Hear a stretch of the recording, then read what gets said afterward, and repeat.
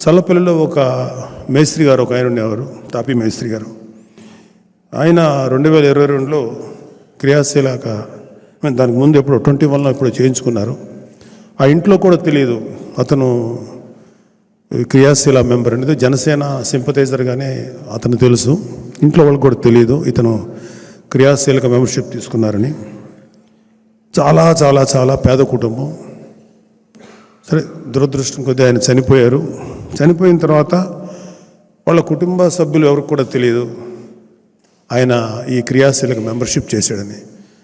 So ఆ రోజు ఆ కుటుంబాన్ని, ఆ చనిపోయిన వ్యక్తి తాలూకు కుటుంబం గురించి ఎంక్వైరీ చేసి వాళ్ళ కుటుంబ సభ్యులకి ఆ రోజు జనసేన తరఫున 5 లక్షల రూపాయలు ఇస్తే వాళ్ళు చాలా ఆశ్చర్యపోయారు. మాకు తెలియదండి, మా వ్యక్తి ఇలా చేశారు ఇట్లాగానే అని. వాళ్ళు ఆ 5 లక్షలు అంటే అత్యంత పేద కుటుంబం, 2 ఆడపిల్లలు, ఎలాగా లైఫ్ ఉంటుంది, ఇంటికి పెద్ద ఆయన చనిపోయాడు, బ్రెడ్ బెర్నరు, వాళ్ళ కుటుంబాన్ని ఎలాగ మనం రక్షించుకోవాలని పాపం ఆ తల్లి లేకపోతే who ever concern with the family.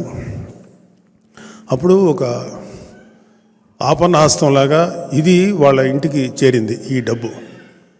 So అదే చెప్తున్నా, చనిపోయిన వ్యక్తిని తీసుకురాలేకపోవచ్చు కానీ ఆ కుటుంబానికి జనసేన పార్టీ ఎంతో అండగా, ఆర్థికంగా అండగా నిలబడుతుంది. అలాగే